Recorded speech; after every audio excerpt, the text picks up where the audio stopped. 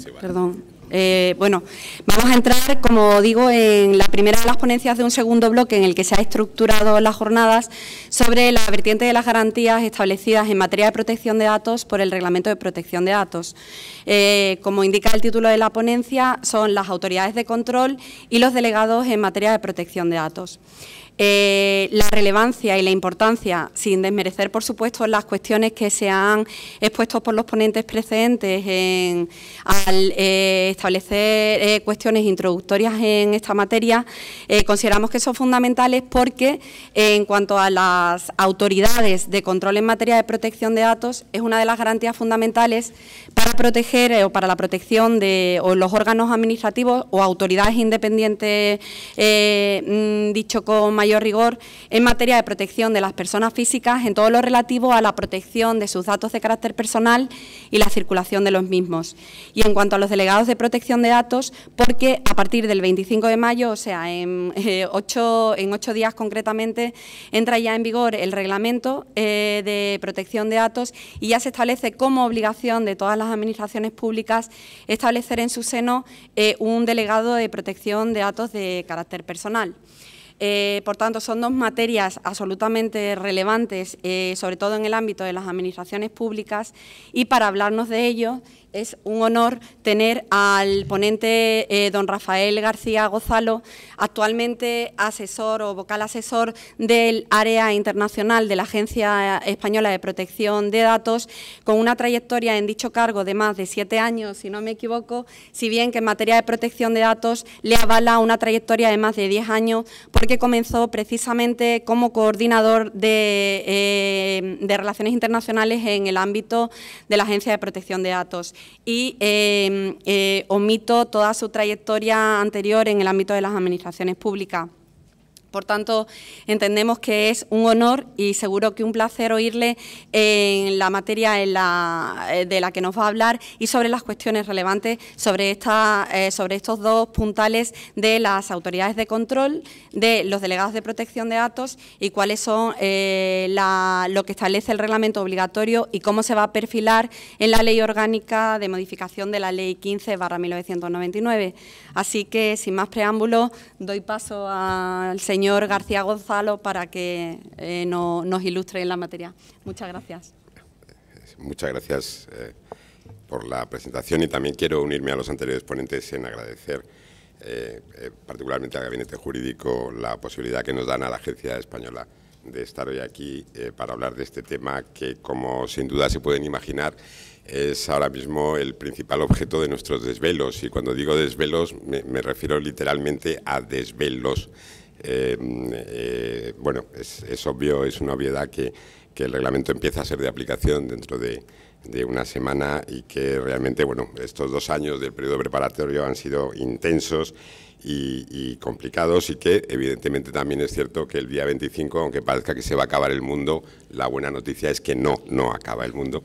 Pero es verdad que empieza una nueva etapa sobre la que todavía quedan bastantes incógnitas. Y algunas incógnitas tienen que ver con los temas que vamos a tratar. Autoridades de control. Siempre, cuando yo doy una charla sobre el reglamento, siempre digo que el reglamento se basa en 3 ejes. Uno es, evidentemente, el mayor control que da a los ciudadanos sobre sus datos personales, todo el apartado de principios, derechos, información, etcétera. Hay un segundo eje, al que se ha referido esta mañana el profesor Piñar, que yo creo que también es importantísimo, que es el nuevo cambio en el enfoque sobre el modo de cumplimiento de las obligaciones que tienen que asumir responsables encargados. Y luego hay un tercer eje, que es también crucial, que es el eje de la supervisión, el eje de la garantía del cumplimiento de esos principios, del respeto a esos derechos y de la aplicación de ese nuevo enfoque de cumplimiento. Y ahí es donde estamos nosotros, las autoridades de protección de datos. Tengo 3 diapositivas que recogen 3 considerandos del reglamento que yo creo que definen muy bien ese papel central que están llamadas a desempeñar las autoridades en el ámbito del nuevo reglamento. El primero es tiene que haber al menos una autoridad de control. Por cierto, otra novedad que es puramente, si se quiere, estética, pero o cosmética, pero que ya no nos llamamos autoridades de protección de datos, nos llamamos autoridades de control. Así está en la versión española del Reglamento General de Protección de Datos, y así tenemos que acostumbrarnos a llamarnos de ahora en adelante. En cada Estado miembro tiene que haber al menos una autoridad de control, y esa autoridad de control tiene que ser independiente. Y el propio reglamento señala en este considerando que es un elemento esencial en el régimen europeo de protección de datos, y lo es. Hay, evidentemente, otras fórmulas, otros modelos de garantía del cumplimiento de las normativas de protección de datos, o más exactamente de la privacidad, entendida en el modelo o la vertiente más anglosajona del término, pero la presencia de este tipo de autoridades administrativas especializadas, independientes, como punto clave en la garantía del derecho a la protección de datos, es algo típicamente europeo. Ya está en la directiva, todavía válida hasta el día 25, está en nuestra LOPD actual, y el reglamento simplemente lo que hace es que refuerza de una manera muy notoria esa situación. Era al revés, aquí.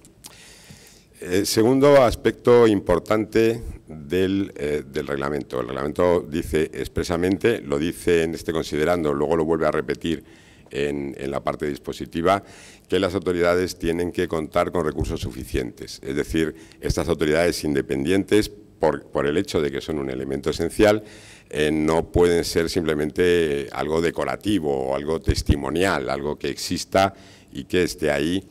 Bueno, para decir que se tiene una autoridad de protección de datos. En la historia de las autoridades de protección de datos en Europa ha habido ejemplos verdaderamente sangrantes de falta de recursos que conducen a la imposibilidad de que una autoridad pueda funcionar. No voy a decir en qué país, pero hay un país en el que en un momento determinado la autoridad de protección de datos se quedó sin sede. No tenía un sitio donde estar, donde trabajar, porque sus autoridades, por una serie de motivos, en un momento dado no le proporcionaban, las autoridades de ese Estado no le proporcionaban estos recursos mínimos necesarios. Esto, por cierto, es verdad que es puramente, en el considerando no deja de ser eso, un considerando. En la parte dispositiva, lo volveremos a ver luego, sí que hay esta referencia a que también los Estados, las autoridades de protección de datos deben contar con recursos suficientes. Hombre, esto bueno, puede tener unas consecuencias más allá de las puramente declarativas. ¿Hay alguna manera de obligar a los Estados a que lo hagan?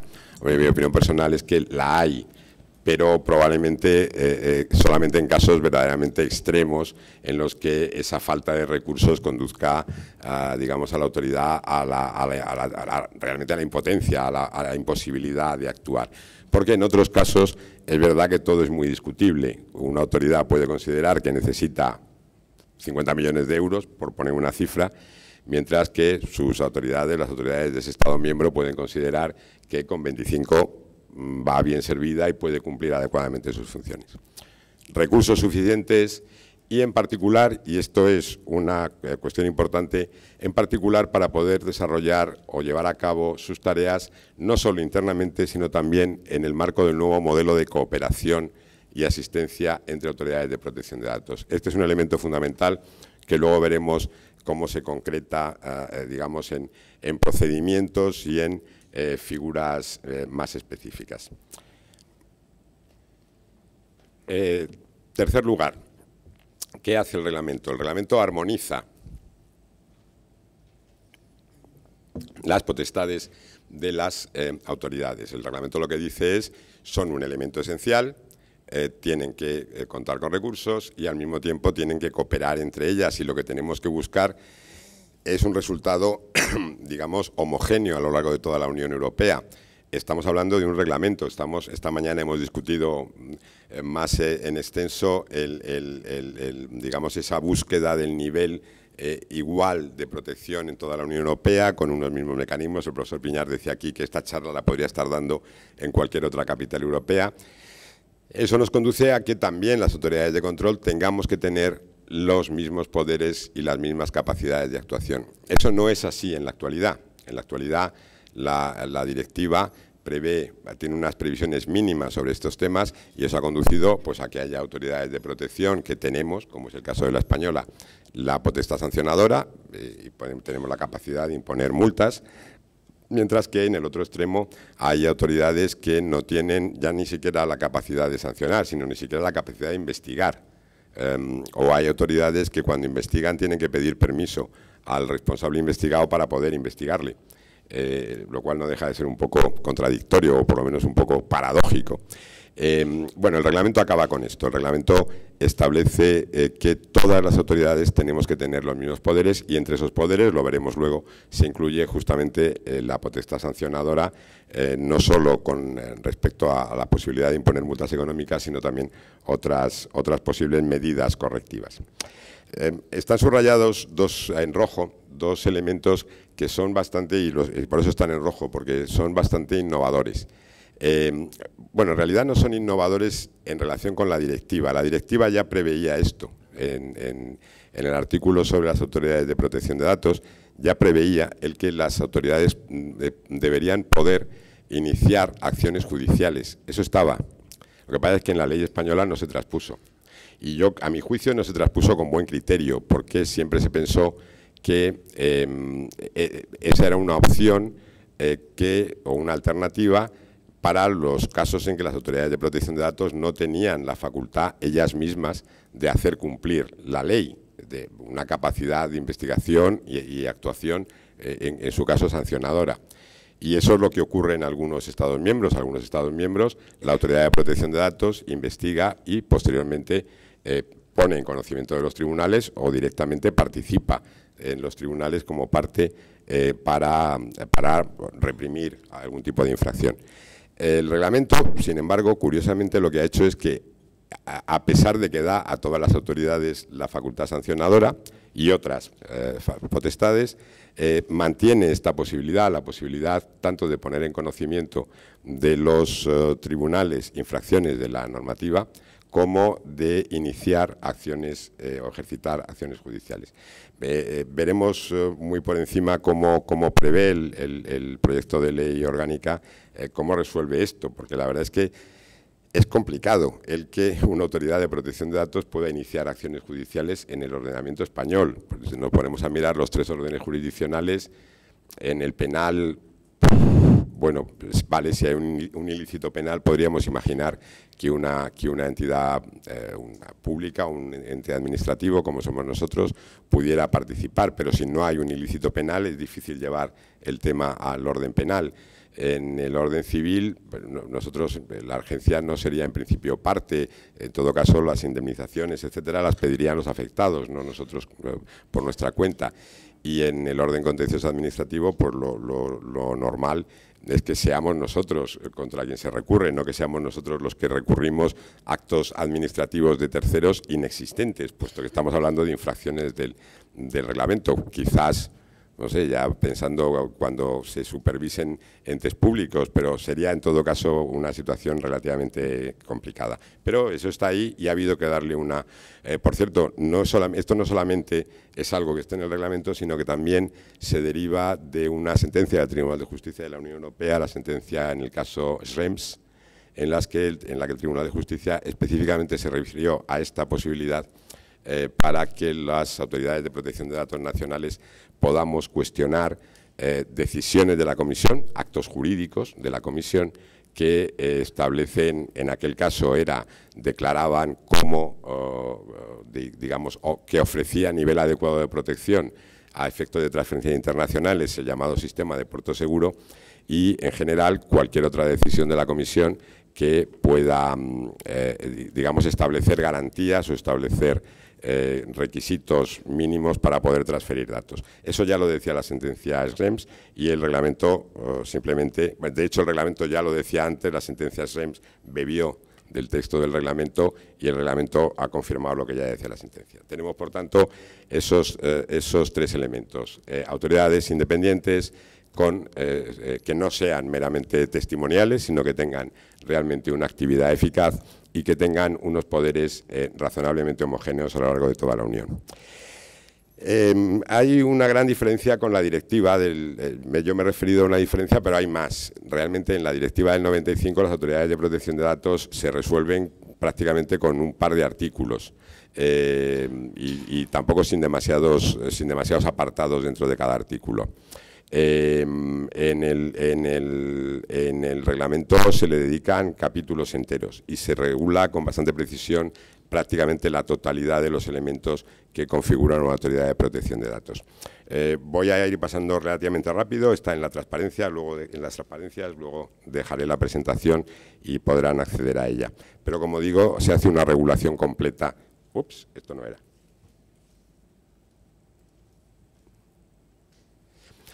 Sobre la independencia se establecen una serie de criterios que yo creo que ya son conocidos y que, por otro lado, simplemente el reglamento refuerza los que ya son existentes.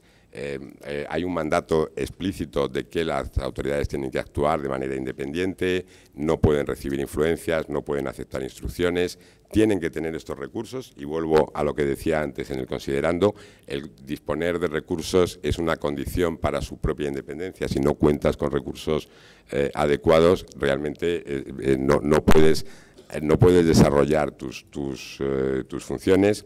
Tienen que tener su propio personal y tienen también que tener un presupuesto propio y, evidentemente, sometido, como todo presupuesto público, a los mecanismos de control financiero que existan en cada Estado miembro, siempre y cuando estos mecanismos de control no afecten a su independencia. Pero realmente hay un artículo específico del reglamento dedicado a garantizar esta independencia de las autoridades.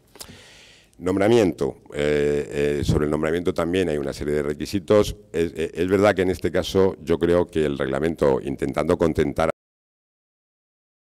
las autoridades de control, titulación, experiencia, aptitudes acreditadas para desarrollar sus funciones, en particular en el ámbito de la protección de datos, pero no es un requisito indispensable que tengan una titulación o una experiencia específicas en materia de protección de datos.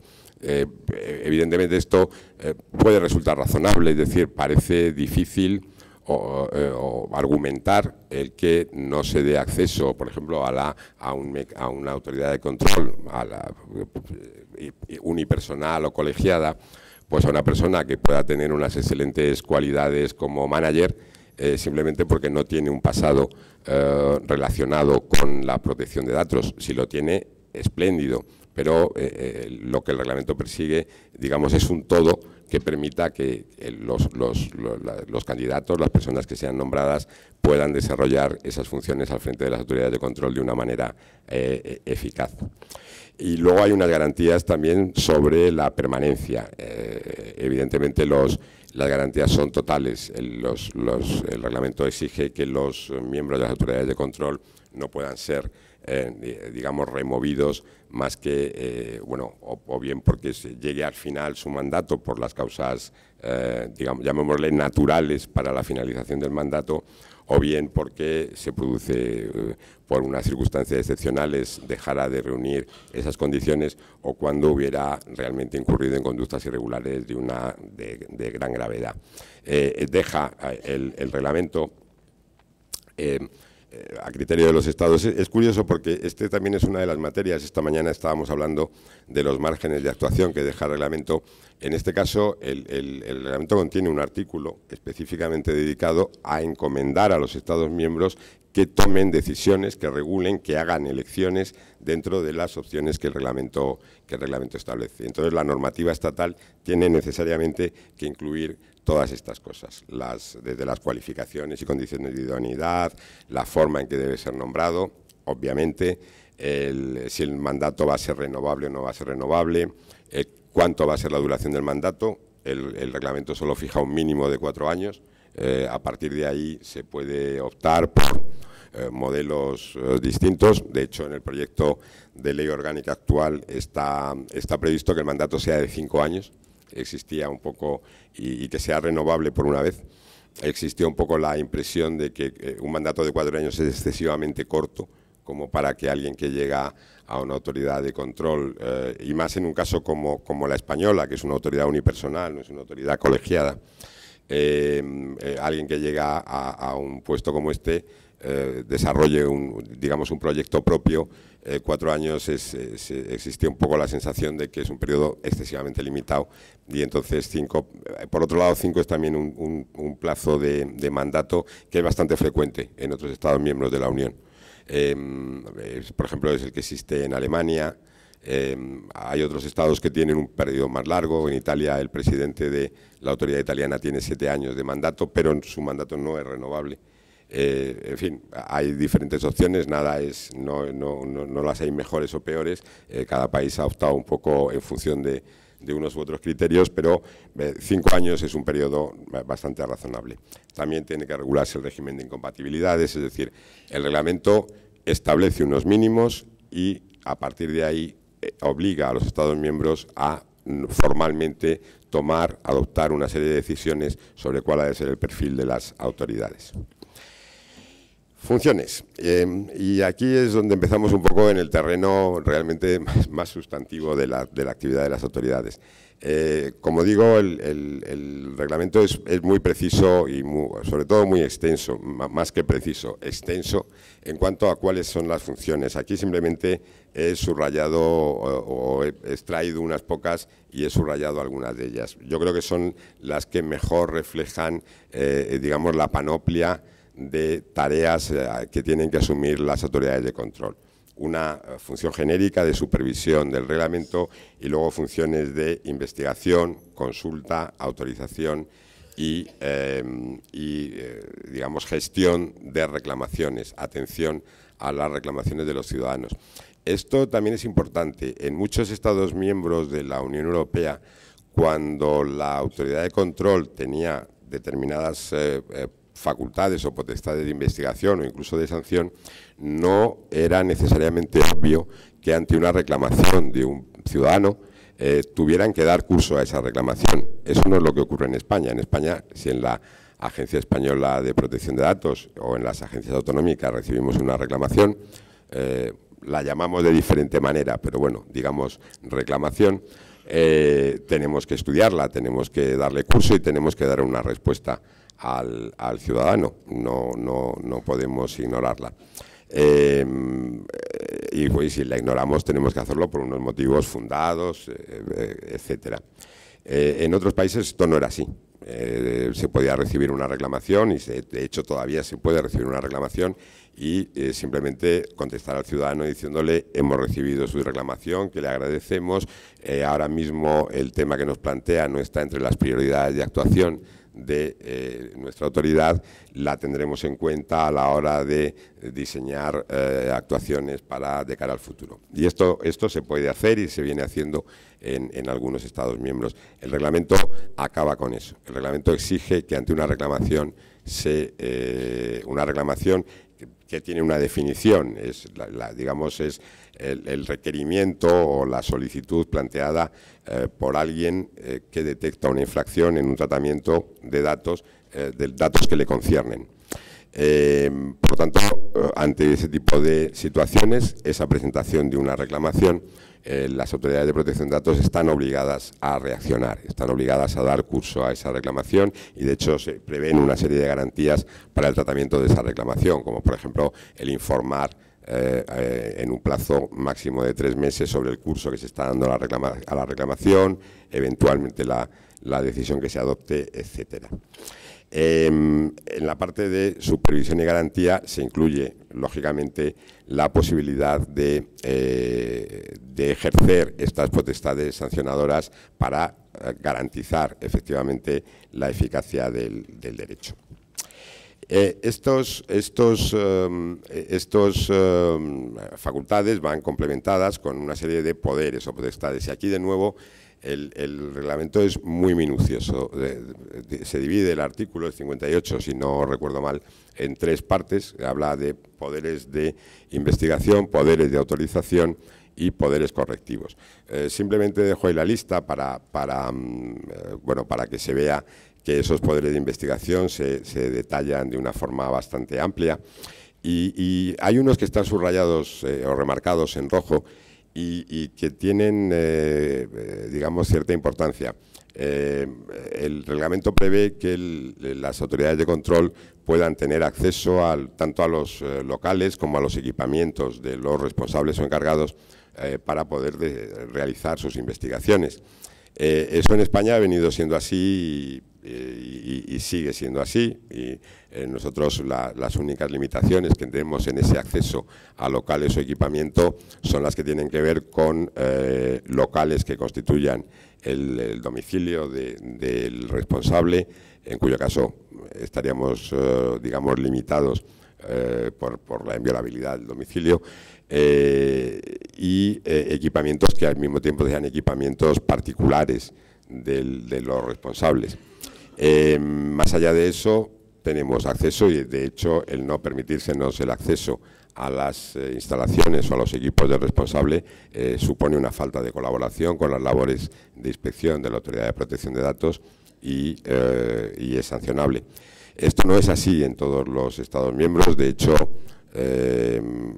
ha sido muy comentado el famoso caso de Facebook y la comunicación de datos a través de esta app a la empresa británica Cambridge Analytica, y de hecho el comisionado inglés está abierto a una investigación sobre este tema, y justamente para poder acceder a los equipos donde la compañía almacenaba la información ha tenido que solicitar órdenes judiciales porque por sus propios medios no podía acceder a esos equipos. Como digo, el reglamento prevé esa posibilidad, si bien es cierto, sigue sometiéndola a las previsiones de la normativa nacional sobre estos temas, que en el caso de España, como digo, la ley orgánica, el proyecto de ley orgánica sigue manteniendo esa situación. Poderes correctivos. Me gustaría engarzar estos poderes correctivos, que suena un poco ominoso, ¿no? Y amenazador. Poderes correctivos. Me gustaría engarzar esto con los comentarios esta mañana del profesor Piñar. Cuando vemos el número, son dos diapositivas, esta y la siguiente, cuando vemos el número de posibilidades correctivas que el reglamento nos ofrece a las autoridades, se ve claramente que el reglamento huye de ese binomio infracción-multa, infracción-sanción económica. El reglamento abre otras muchas posibilidades y que son posibilidades que encajan con lo que también decía el profesor Piñar respecto a que este cambio en el modelo de cumplimiento que se exige a los responsables también tiene que ir emparejado o tiene que ir en paralelo con un cambio en el modelo de supervisión de las propias autoridades. Ya no es cuestión de verificar si algo se cumple o no se cumple, de algo que está escrito, y hacer una especie de checklist. ¿Tiene responsable de seguridad? ¿Ha hecho la auditoría de seguridad? ¿Tiene un contrato de encargo? Y marcar, y si es que sí, pues todo está bien, y si es que no, pues hay una infracción que conlleva una multa. Eso cambia, y la prueba de que cambia es, entre otras muchas cosas, el que las opciones de reacción ante una posible infracción son muy variadas. Existen, por supuesto, las multas, están en la otra diapositiva, pero hay otras tantas. Se habla de advertencias, se habla de apercibimientos, se habla de órdenes para que el responsable haga las cosas de una determinada manera. Esto es muy frecuente, a nosotros nos pasa con cierta frecuencia, y es que bueno, tú vas investigas la actuación de un responsable y descubres que hay algo que está haciendo mal, pero no lo está haciendo mal de mala fe, o no lo está haciendo mal de modo, digamos, intencionado, o no lo está haciendo mal desde el conocimiento de que está haciendo algo mal, sino que está haciendo algo mal pues desde una diferente interpretación de un precepto legal que es perfectamente asumible y que es perfectamente aceptable. Evidentemente nuestra interpretación es la buena, somos la autoridad de supervisión, y si nosotros lo interpretamos de una manera, por lo menos hasta que un tribunal no nos diga lo contrario, pues esa es la interpretación que tiene que prevalecer. El problema es que hasta ahora, si nosotros le decimos al responsable, mire usted, lo está haciendo mal porque no lo está haciendo como yo creo que lo debe hacer, eso tiene que ir acompañado de una multa. Bueno, o de un apercibimiento, si es una primera infracción, si no ha habido, si la falta es leve o es grave. Si se dan las condiciones, podría ser un apercibimiento, pero si no se dan, porque la empresa ya ha cometido otras infracciones, por ejemplo, pues simplemente el declarar que algo está mal y que lo tendría que corregir, tendría que conllevar una sanción económica. El reglamento nos permite hacer otras cosas, nos permite el reconducir determinadas conductas irregulares de una manera mucho más flexible, sin renunciar, como digo, a las sanciones económicas que están ahí, que se deben utilizar.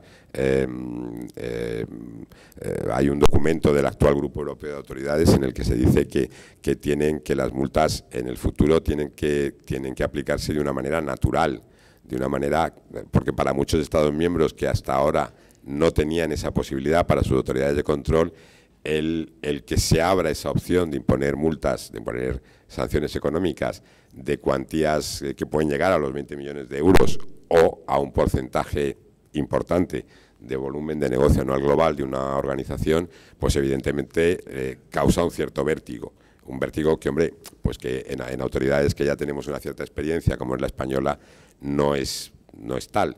Pero, como digo, se amplía la caja de herramientas de las autoridades, incluyendo estas medidas con mucha mayor flexibilidad y probablemente mucho más eficaces, porque en muchos casos realmente la sanción no es la mejor respuesta, la multa no es la mejor opción. Hay dos palabras, dos verbos al principio, dos infinitivos que están en cursiva y entre comillas, porque se dice que se sancionará con una advertencia y se sancionará con un apercibimiento. Esto es un error de la traducción española del reglamento. El reglamento en la versión inglesa original dice issue warnings o issue reprimands. No dice sancionarán, que por cierto en inglés también sería un poco más raro. Hubo un problema en la traducción, de hecho hay alguno otro también significativo. El Consejo hace poco ya publicó una corrección de errores que sometía a la consideración de los Estados miembros. Este error no estaba contenido en esa corrección y España, nuestro Ministerio de Justicia, presentó una propuesta alternativa para que, aparte de las correcciones que ya había hecho la Secretaría del Consejo, incluyera justamente el sustituir este sancionar por emitirá advertencias o emitirá apercibimientos, porque realmente es lo que dice el reglamento, y es verdad que el reglamento, cuando habla de todas estas medidas, se refiere a ellas siempre como medidas correctivas. En ningún caso prejuzga que su carácter tenga que ser necesariamente sancionador. Evidentemente se le puede dar a nivel interno, y de hecho el profesor Piñar esta mañana se refería claramente a que en el caso de las administraciones públicas el proyecto de ley orgánica dice sancionarán con apercibimiento, y dice así, sancionará. Aquí internamente les vamos a dar un carácter sancionador, pero el reglamento no prejuzga esa situación, porque no, insisto, no utiliza el verbo sancionar. Aquí hay más poderes correctivos, aquí es donde viene la multa administrativa, pero sigue habiendo, por cierto, los que están subrayados en rojo son los que son nuevos con respecto a lo que tenemos ahora. Hay algunos que sí los tenemos ya, son poderes correctivos que sí del que ya disponemos las autoridades, como puede ser el que se atiendan las solicitudes del ejercicio de derecho, es lo que llamamos las tutelas de derecho en nuestra ley. Imponer limitaciones al tratamiento también lo tenemos actualmente, ordenar la rectificación también lo podemos hacer. Hay algunos que son los mismos, hay otros que son completamente nuevos, como ya he dicho anteriormente. Elemento fundamental que yo creo que es importante para tener en cuenta el nuevo papel de las autoridades: cooperación. Las autoridades tenemos que cooperar entre nosotros, y el reglamento dedica a esto también toda una sección que habla de cooperación y que se manifiesta en tres cosas. Se manifiesta en la llamada asistencia mutua, se manifiesta en la posibilidad de hacer acciones conjuntas y se manifiesta en el llamado mecanismo de cooperación. La asistencia mutua es algo muy sencillo, es lo mismo que hacemos ahora, solo que de una manera formalizada y además con consecuencias. Ahora mismo es muy normal que una autoridad de protección de datos pregunte a otra autoridad de protección de datos si tiene información sobre una empresa o cómo valora una determinada conducta, si considera que es una infracción o no. Eso es lo que se va a poder seguir haciendo, con la gran diferencia de que hay unos plazos para contestar a eso, hay una obligación de atender esas solicitudes de asistencia mutua y en caso de que esas solicitudes no se atiendan de una manera injustificada, el tema se puede llevar a que se dirima ante el Comité Europeo de Protección de Datos, del que luego hablaremos, y también se pueden tomar medidas provisionales por parte de la autoridad que ha hecho la petición de asistencia mutua. Las acciones conjuntas también son relativamente nuevas y también ahora mismo hacemos algunas cosas parecidas, pero no con la extensión. Estas operaciones conjuntas, el reglamento las define con muy poquita precisión.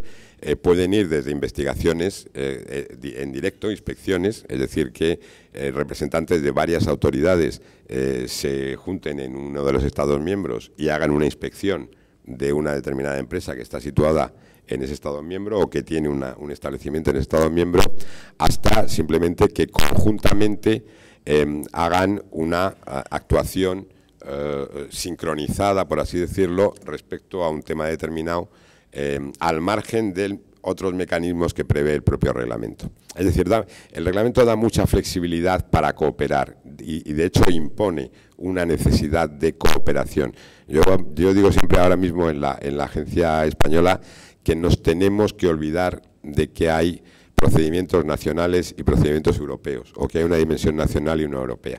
Hay cosas, probablemente cuando hablamos de administraciones públicas, sí que vamos a seguir manteniendo este ámbito nacional, pero para el resto es un continuo. No hay una dimensión nacional y una dimensión europea. Es todo lo mismo, es todo el mismo tipo de actuación que, bueno, en algunos casos no traspasa las fronteras, pero en otros muchos los traspasa. Y con estos mecanismos de asistencia mutua y de cooperación, de operaciones conjuntas, eso se evidencia de una manera muy práctica.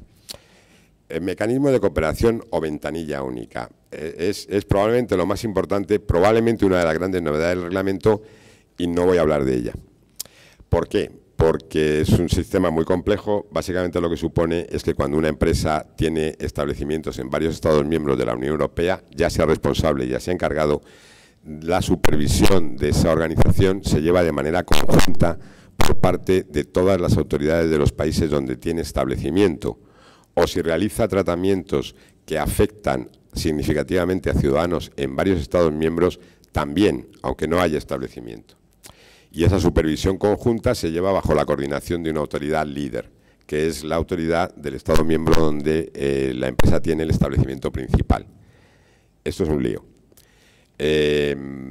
por muchos motivos, y por eso no entraré en ellos. La buena noticia es que el reglamento excluye de la aplicación de este mecanismo de cooperación llamado de ventanilla única a todos los tratamientos que se realizan en cumplimiento de una obligación legal o en el ejercicio de poderes públicos o en búsqueda del logro de un interés público. Es decir, de las bases jurídicas que llevamos ya viendo esta mañana, dos de ellas, las dos en las que reposa fundamentalmente o buena parte, la mayor parte de las actividades de los poderes públicos.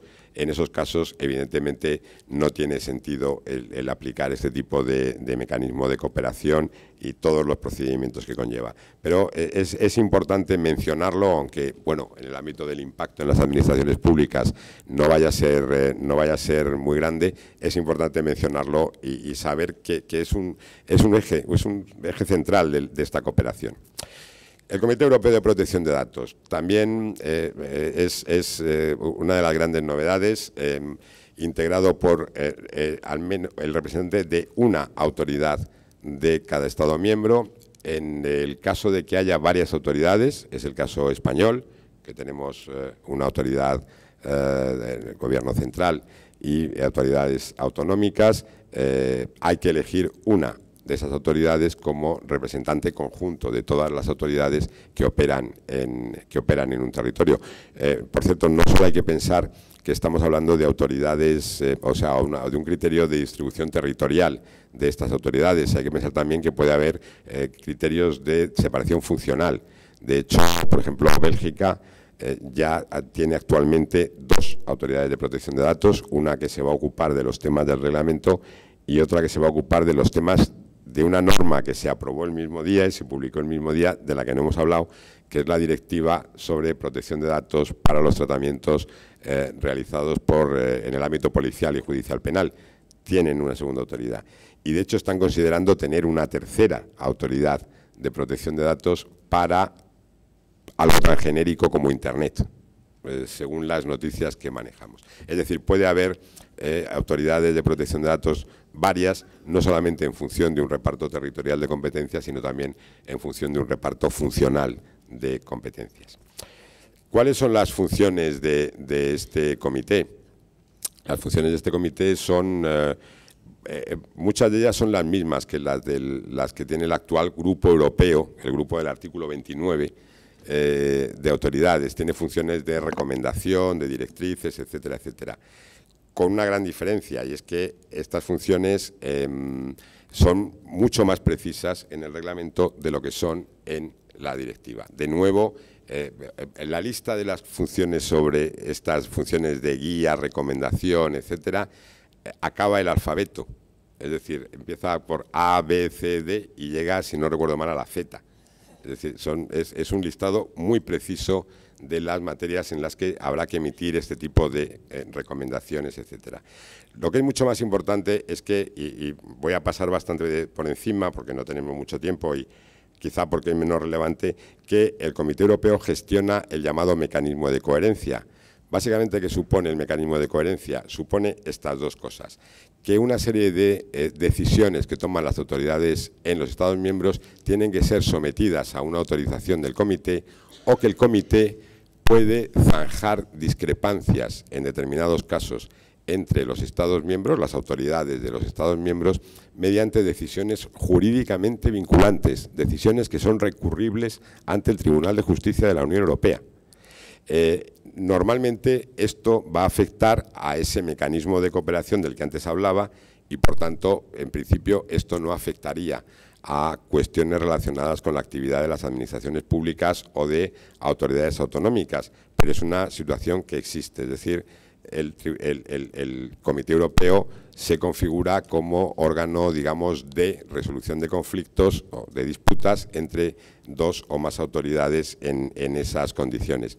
Para ello, y he pasado rápido a esto porque el hecho de que pueda tomar este tipo de decisiones jurídicamente vinculantes ha obligado a que el Consejo, el Comité de Protección de Datos, sea ahora mismo algo distinto a lo que es el grupo de autoridades. El grupo de autoridades no deja de ser un lugar de encuentro informal, informal, más o menos formalizado, entre autoridades de control. El Comité Europeo es un organismo de la Unión con personalidad jurídica propia. Es decir, existe jurídicamente porque si no, no podría tomar decisiones vinculantes y no podrían recurrirse esas decisiones ante el Tribunal de Justicia de la Unión Europea, puesto que sería inexistente dentro del marco europeo.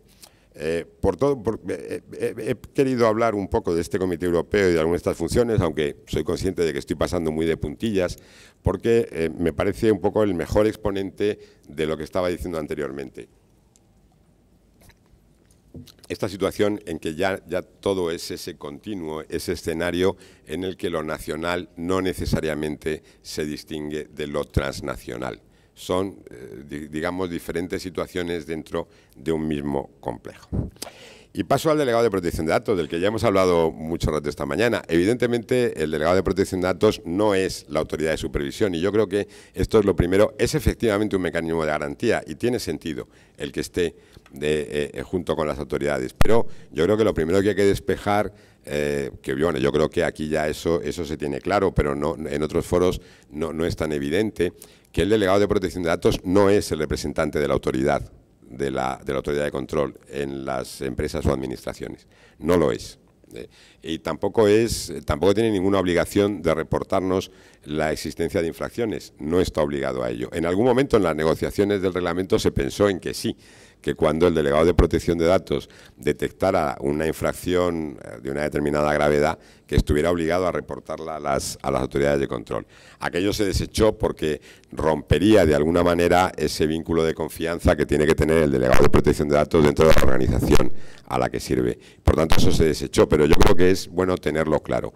El delegado de protección de datos no representa a la autoridad, el delegado de protección de datos no tiene que reportar a la autoridad y sus funciones son de asesoramiento y supervisión interna. Dicho de otro modo, el delegado de protección de datos ni es autoridad de control ni tampoco es el responsable. Esta mañana lo decía muy bien el profesor Piñar, no toma decisiones, no ejecuta. Bueno, esta es la teoría. En la práctica, yo creo que ahora mismo todos somos muy conscientes, y esto, por favor, si se está grabando algo, que se pare.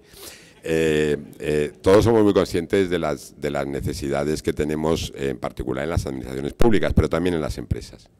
Y entendemos que es posible que en algunos casos el delegado de protección de datos tenga que llevar sus labores de asesoramiento más allá de lo que sería el puro asesoramiento y involucrarse de una manera a lo mejor más directa en la ejecución de algunas cosas.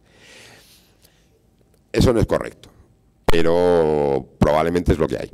Y para nosotros desde la Agencia Española valoramos positivamente el que por lo menos se intenten hacer las cosas, aunque sea involucrando al delegado de protección de datos más de lo que debiera. El delegado de protección de datos no decide, no asume responsabilidades. Al final hay una transparencia en la que justamente se dice solo eso: el delegado de protección de datos no es responsable por los incumplimientos. Lo dice nuestro proyecto de ley orgánica. Pero eso está claro que no puede ser así, pero es verdad que, sobre todo en esta primera etapa en la que todos estamos intentando adaptarnos al nuevo reglamento, en el que hay muchas cosas que hacer, algunas son muy desconocidas, cuando tú tienes una persona en la organización que sabe de protección de datos, pues tiras de ella para probablemente más de lo que debieras y más de lo que sería legalmente aceptable. Pero es mejor que se hagan las cosas, aunque no se hagan del todo bien, a que no se hagan. Y entonces, bueno, pues entendemos que hay que tener por el momento una cierta flexibilidad.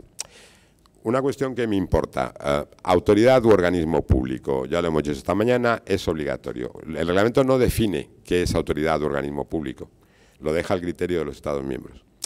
En la ley, el proyecto de ley orgánica, hay una no definición, hay una enumeración de entidades que se consideran incluidas en el concepto de autoridad o organismo público. Y además es una definición indirecta, porque se hace a partir del régimen sancionador. El reglamento utiliza la misma expresión, autoridad o organismo público, cuando dice que los Estados miembros podrán decidir que no se apliquen sanciones económicas a autoridades o organismos públicos. Por tanto, en el proyecto de ley orgánica se dice que no se aplicarán sanciones económicas, sino el apercibimiento, como decíamos esta mañana, a una serie de entidades. Por tanto, a partir de esa definición que se hace de autoridad o organismo público a efectos sancionadores, puede deducirse también la definición que hay que aplicar a autoridad o organismo público a efectos de incluir un delegado de protección de datos o no incluirlo. Pero, como digo, eso es una decisión que se toma a nivel nacional, no es una decisión que prejuzgue el propio reglamento. Nombramiento o designación, porque realmente el reglamento habla siempre de designación. El reglamento lo único que exige es que tenga cualidades adecuadas para poder desempeñar su cargo y menciona exclusivamente conocimientos en derecho y práctica de la protección de datos. Esto da lugar a muchas discusiones. Determinadas profesiones consideraban que el delegado de protección de datos debiera tener una titulación en un determinado campo del saber. Se habla del derecho de la protección de datos, con lo cual la opción por la formación jurídica parece obvia, pero también se habla en algún sitio de las tecnologías, etcétera, con lo cual la formación tecnológica parecería la otra elección. Y entonces los que no somos ni abogados ni expertos en ingeniería, pues la verdad es que estamos condenados a no poder ser delegados de protección de datos. Esa es una interpretación que yo creo que hay que descartar. Lo importante es que efectivamente el delegado de protección de datos tenga esos conocimientos y otros que no son estrictamente jurídicos. Se habla de la práctica de la protección de datos y no está necesariamente vinculado a una titulación académica concreta. De hecho, es perfectamente posible el que alguien sin una titulación universitaria pueda ser delegado de protección de datos, porque tiene una larga experiencia o cosas similares. A una organización puede interesarle más con tener como delegado de protección de datos una persona que lleva 20 años trabajando con ellos en materias relacionadas con la protección de datos, y que a lo mejor no tiene una titulación académica o una titulación formal, en lugar de contratar a alguien que recién llegado, que tenga un currículum espectacular. Aquí de nuevo, aquí vamos a hablar muchas veces de lo que esta mañana también se ha dicho. Estamos hablando de decisiones que tienen que estar fundamentadas, pero que no necesariamente hay una decisión buena y hay otras malas. Hay decisiones que se adaptan a unas circunstancias y que para esas circunstancias son aceptables y para otras, pues a lo mejor no. Pero lo importante es que sean decisiones que se justifiquen, que se reflexionen, que se piensen, que no sean decisiones automatizadas, por utilizar una expresión muy de la protección de datos. Bueno, no voy a hacer tampoco ahora publicidad. La Agencia Española de Protección de Datos ha promovido, y es la dueña, de un esquema de certificación para personas, esquema de certificación para profesionales de la protección de datos que quieran convertirse en delegados de protección de datos. Varias cosas hay que decir. Primero, esto no es un esquema obligatorio. Se puede ser delegado de protección de datos sin estar certificado. De hecho, probablemente surjan otros esquemas de certificación. Digamos, el modelo de certificación es un modelo abierto. Nadie tiene el patrimonio de la certificación, siempre y cuando se cumplan con los estándares de certificación, que en el caso de la certificación de personas es una norma ISO, la 17.240 creo que es, y que establece cómo se tienen que acreditar y certificar personas. Tercero, ¿por qué lo hemos hecho? Pues básicamente porque lo que queríamos era lanzar un mensaje al mercado ante la proliferación de situaciones bastante poco claras de qué era lo mínimo que debiera, a nuestro juicio, conocer un delegado de protección de datos. Y ese es el contenido del esquema, lo mínimo. Eso no quiere decir que alguien que se certifique pueda pasar al día siguiente a ser delegado de protección de datos del mayor banco de España, porque le faltaría un montón de experiencia, conocimiento del negocio, etcétera. Esto es, digamos, el conocimiento umbral para acceder que entendemos que debería tener alguien para acceder a la profesión o a los puestos de delegado de protección de datos. Tercero o cuarto, que ya me había olvidado, ¿hace falta esto en la administración pública? No. No hace falta, no está pensado para la administración pública, está pensado fundamentalmente para el ámbito privado. Para la administración pública, lo que estamos haciendo es, en paralelo, desarrollar junto con el INAP estatal una serie de actividades de formación dirigidas a funcionarios, a empleados públicos. Eso impide que un empleado público que tenga interés en estos temas y que quiera desarrollar su carrera profesional en este ámbito se certifique contra este esquema de certificación. No lo impide, se puede hacer perfectamente y es una opción perfectamente válida, pero no es obligatorio. 5 minutitos.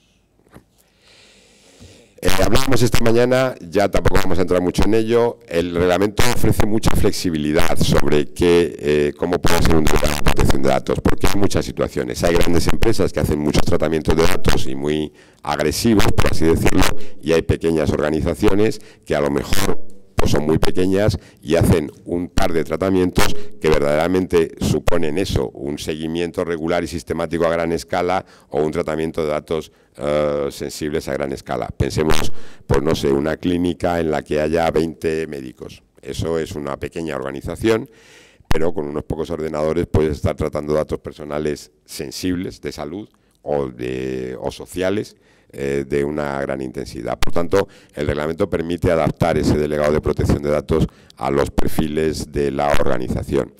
En el ámbito público, evidentemente, estábamos hablando esta mañana, se nos presentan situaciones que van a requerir de esa flexibilidad, y ya no estoy hablando de una consejería, estoy hablando de un municipio de 300 habitantes que tiene que tener delegado de protección de datos y que evidentemente no lo puede tener en su plantilla, si a lo mejor no tiene más que al secretario de ayuntamiento, o sea, no puede ser alguien. Entonces, bueno, hay que recurrir a soluciones, digamos, creativas, jugando con el hecho de que pueda ser externo, de que pueda haber una relación de contrato de servicios, o jugando con el hecho de que pueda haber un mismo delegado para varias entidades. Ya he hablado antes de las salvaguardas en cuanto a la garantía en la independencia de sus funciones, que esto es importante. El delegado tiene que ser independiente en el ejercicio de sus funciones. Es alguien que pertenece a la organización, y de hecho se fue muy cuidadoso en el reglamento cuando se hablaba de independencia en el ejercicio de sus funciones. Es un empleado de la organización, no es un marciano que ajeno. Trabaja para la organización y, por tanto, bueno, pues está sometido a todas las normas propias de la organización, etcétera. Pero en el ejercicio de sus funciones tiene que actuar con autonomía, con independencia. No puede recibir instrucciones, no puede recibir presiones, no puede ser despedido, no puede ser, etcétera. Y hay una cosa importante que hablábamos antes sobre los conflictos de intereses, y yo creo que, aunque luego lo hemos hablado en la pausa café, yo creo que es bueno también generalizarla. El tema del conflicto de intereses se relaciona, y de hecho tengo aquí otra diapositiva sobre eso, se relaciona básicamente con un conflicto de intereses estructural.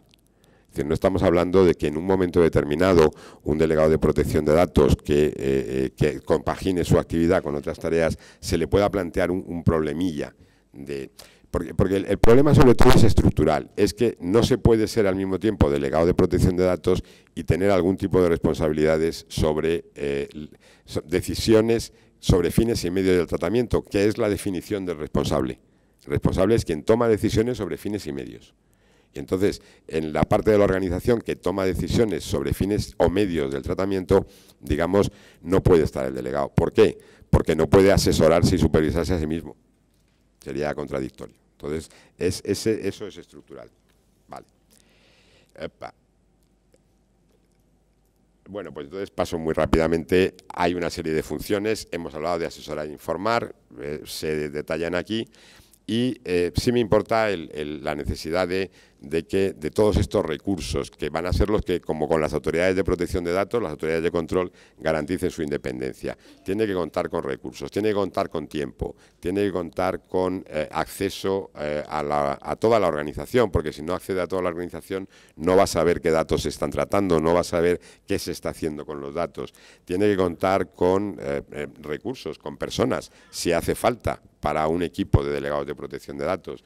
Tiene que poder reportar al más alto nivel de la organización. Y, por cierto, esto hay que entenderlo de una manera también flexible. No tiene sentido, por ejemplo, hablo de una consejería, no tiene necesariamente sentido que el delegado de protección de datos reporte directamente al consejero, porque lo importante es que reporte a un nivel en el que se puedan tomar decisiones, en el que su asesoría, su consejo, su punto de vista sea tomado en cuenta y se pueda aplicar. A lo mejor el consejero es justo es un nivel excesivo, porque probablemente el consejero a lo mejor está por encima de determinadas decisiones en materia de protección de datos. Entonces, este más alto nivel jerárquico, de nuevo, hay que tomarlo, hay que aplicarlo de una manera adecuada al tipo de decisiones y a la estructura de la organización. El DPD no es responsable, y gracias por su atención.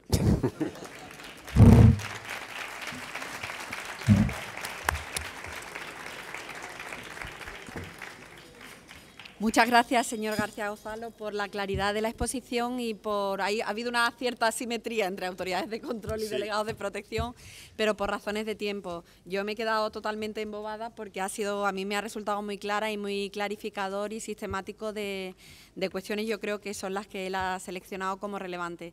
Y vamos a dar paso, aunque sea a un debate de 10-15 minutos, para que le podáis preguntar las dudas que os puedan surgir en relación con su intervención. ¿Alguna duda? ¿Alguna...? Sí, espera.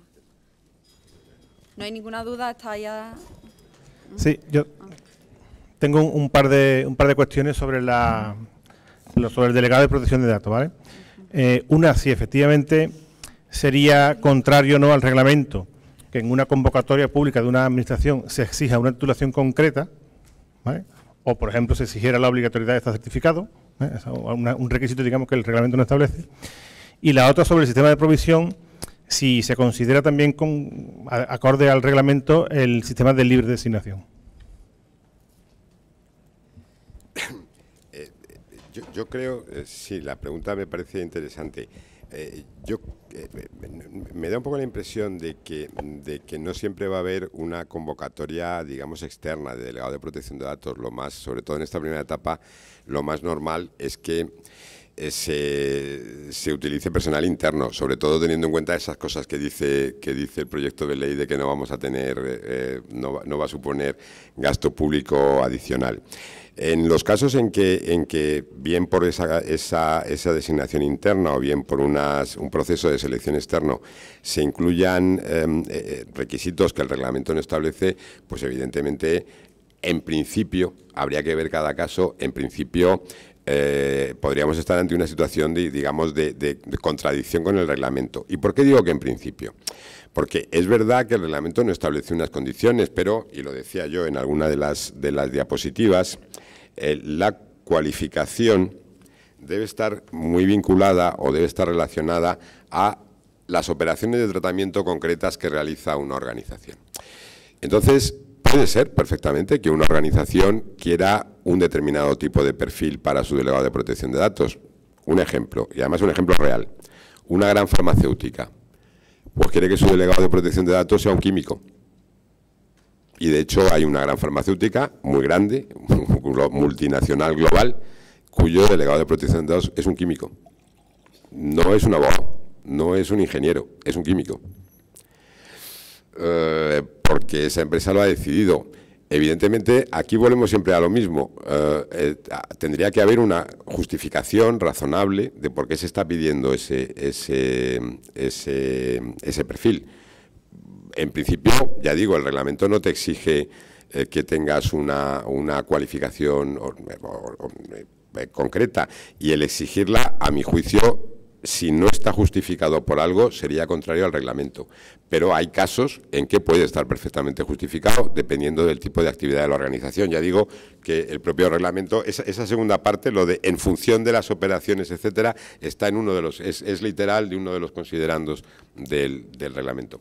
Y había olvidado tu segunda pregunta. ¿Perdona? Sí, eso tampoco hay ningún inconveniente. El reglamento no dice nada sobre, igual que no te dice nada sobre cuál tenga que ser la posición que ocupe dentro de la organización, tampoco te dice nada sobre cuál tenga que ser el modo de designación. Primero, porque el reglamento no se sabe que en España podemos nombrar a la gente por concurso o por libre designación, con lo cual...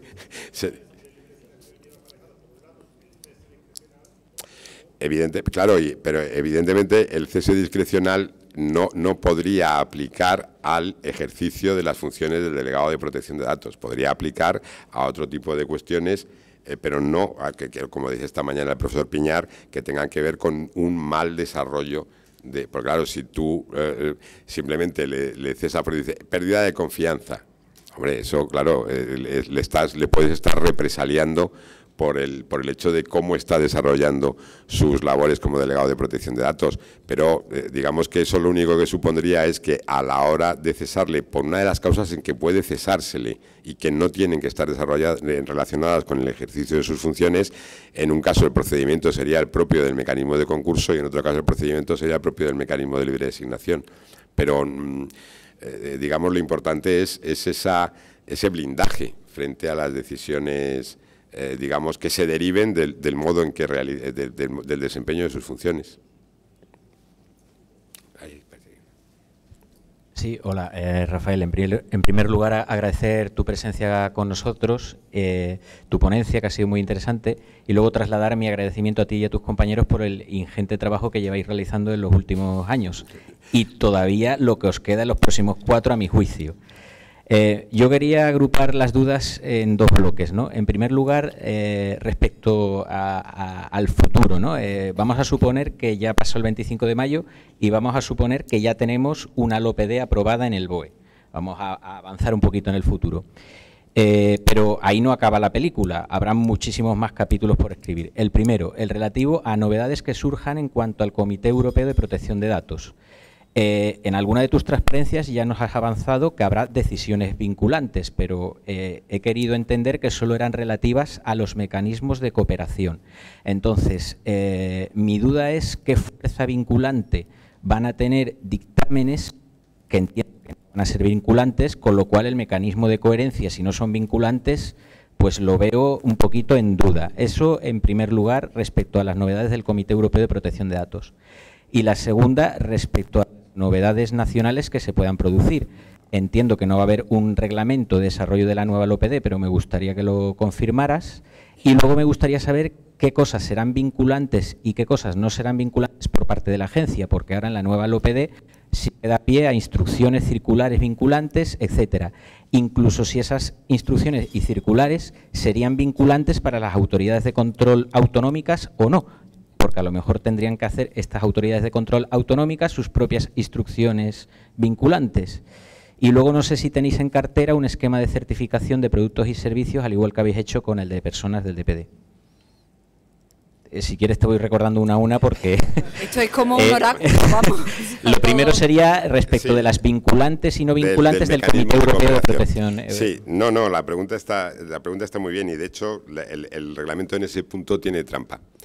Porque, a ver, yo siempre agrupo, ya por navegar un poco por el reglamento, ya tiene un mapa mental. Y entonces yo siempre agrupo 3 niveles. Hay un artículo, que es el artículo 70, que es al que yo me refería cuando hablaba de de recomendaciones, directrices y buenas prácticas. Simplifico mucho, porque ahí habla de otras cosas también, aparte. Habla también ahí de asesorar a la comisión, habla de más cosas. Pero bueno, básicamente lo más frecuente en ese artículo son esto de recomendaciones. Ahí evidentemente no hay ningún tipo de vinculación jurídica o de efecto jurídico como tal.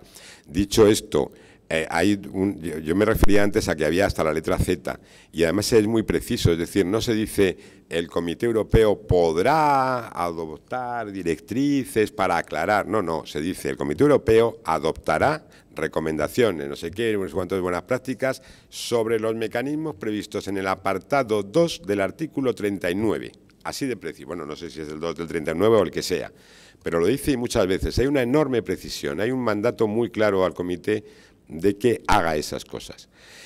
¿Eso a qué contribuye? Pues hombre, yo creo que contribuye a darle una mayor fuerza, no jurídica, pero sí moral, a esos pronunciamientos que salgan del comité. De hecho, ya los tiene el grupo del artículo 29. Ahora mismo nuestras opiniones, nuestros dictámenes se citan por los tribunales, sin ningún tipo de problema. Claro, si esto en el Comité Europeo pues pasa eso, ¿cuál es su carácter, cuál es su efecto jurídico? Hombre, pues si las autoridades de control te están avisando de que su interpretación de determinado artículo del reglamento es así, pues hombre, yo creo que es mejor que adecues tu actividad a esa interpretación, porque lo que te están diciendo es que como no lo hagas, vamos a tener un problema. Ahí hay una fuerza que no es jurídica, que es una fuerza, si se quiere, moral. Hay un segundo nivel, que es el artículo 64.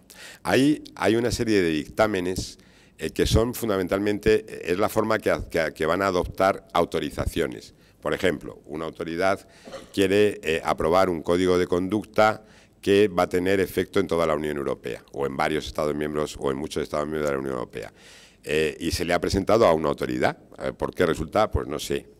España, nosotros tenemos aquí la sede de varias organizaciones internacionales. Hay una organización internacional que quiere presentar un código de conducta que se va a aplicar a todos sus socios dentro de la Unión Europea. Te estoy poniendo un ejemplo hipotético. Eso lo tiene que autorizar primero nosotros, pero luego nuestra autorización la tiene que refrendar el Comité Europeo. En ese caso, el dictamen no es jurídicamente vinculante como tal, pero ahí está la trampa.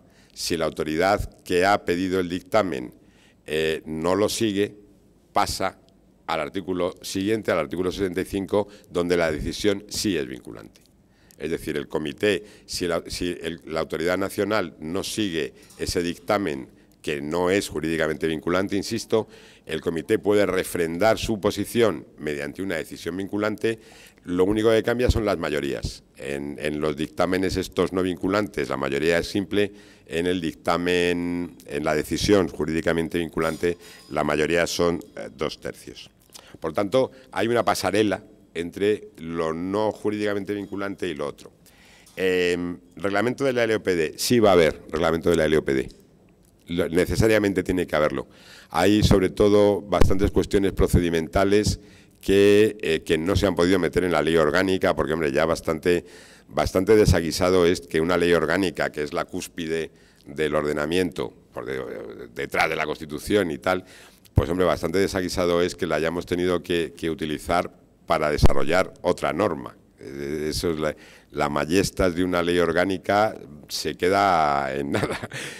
Pero, hombre, ya sería abusivo el meterle mucho más desarrollo procedimental, del que ya tiene, por cierto, porque ya tiene bastantes artículos o varios artículos que tienen mucho que ver con el procedimiento. Pero ya ahora, de hecho, hubo una versión en un momento dado originaria que tenía bastantes más artículos y hubo que quitarlo porque aquello no tenía ningún sentido en una ley orgánica introducir todo aquello.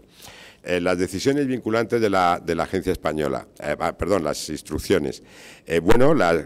Nosotros también tenemos ahora la posibilidad de dictar este tipo de instrucciones y ya hay por ahí alguna jurisprudencia de nuestros tribunales diciendo que son vinculantes.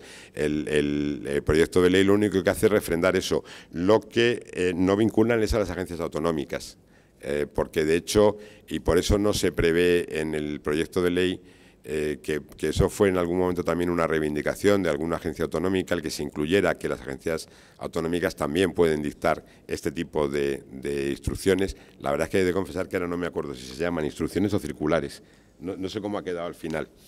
Pero alguna autoridad autonómica pretendía o pensaba que era necesario que también se incluyera en el proyecto de ley, pero un poco también por respeto a la capacidad de autoorganización de las comunidades autónomas no se incluyó, lo cual no excluye el que las comunidades autónomas no puedan decir en sus propias normativas que las autoridades autonómicas también podrán dictar esas instrucciones. Y luego esquema de certificación. No vamos a desarrollar un esquema de certificación de productos a corto plazo. A ver, ¿cuál es el problema? Les digo a corto plazo, a cortísimo plazo. El problema es que, no me voy a extender mucho, pero el reglamento es muy poco preciso en cómo regula el tema de certificaciones.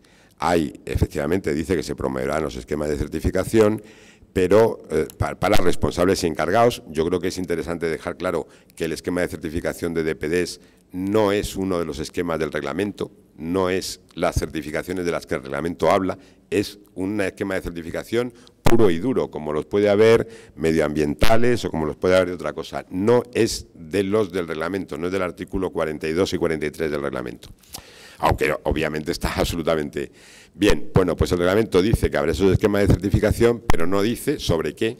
En algún momento mencionan un considerando productos, no sabemos si es procesos, no sabemos si es organizaciones completas, no sabemos si se certifica mero cumplimiento o se certifica calidad.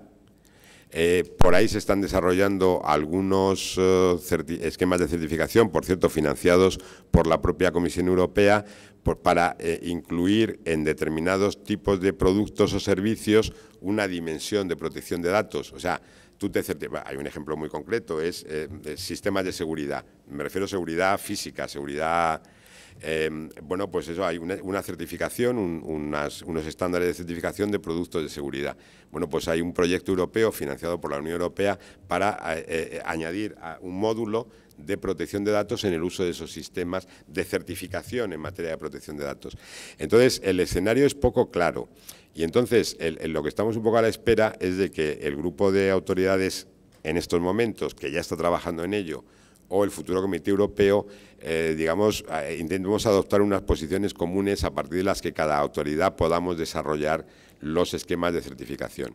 Lo que sí ya es seguro es que aunque nosotros desarrollemos un esquema de certificación, que lo haremos cuando en su momento, uno o varios, que esa está también por ver, no vamos a ser entidad certificadora y no vamos a ser entidad acreditadora de otras entidades certificadoras. Es una voluntad clara tanto de la agencia como en este caso del Ministerio, el que ese tipo de procesos queden en manos la parte de acreditación de la Entidad Nacional de Acreditación y la parte de certificación de las entidades que se certifiquen. No es nuestro negocio acreditar o certificar. ¿Y tenéis previsto en el caso de las administraciones públicas una convergencia, digamos, de auditorías, de supervisión del cumplimiento del reglamento respecto del Esquema Nacional de Seguridad, para que no tengamos que, digamos, hacer dos tipos de supervisión de cumplimiento? A ver, no termino de entender la pregunta. Digamos que igual que está previsto, aunque a corto plazo no vais a regular el esquema de certificación de productos y servicios, como se contempla esa posibilidad, aunque ahora mismo vosotros no vais a regular el esquema, pero eso no quiere decir que las empresas privadas saquen esquemas de certificación paralelos, que no sean los vuestros. No, perdona, pero es que en esta materia tenemos que ser nosotros los que saquemos los criterios de certificación. El reglamento sí nos pide, así como en lo de personas es un esquema de certificación que lo puede hacer cualquiera, en este caso concreto sí tenemos que ser nosotros los que saquemos los criterios de certificación. Vale. Eso sí, aquí hay una cierta novedad. Muchas gracias. Nada. ¿Alguna pregunta más? ¿Tiene alguien una duda o cerramos la...? Y no tiene hambre. Bien, parece que nadie más tiene ninguna duda, pues cerramos el día de hoy de las jornadas agradeciendo nuevamente su intervención tanto al señor García Gonzalo como a todos los anteriores y sobre todo también a todos por vuestra asistencia. Muchas gracias.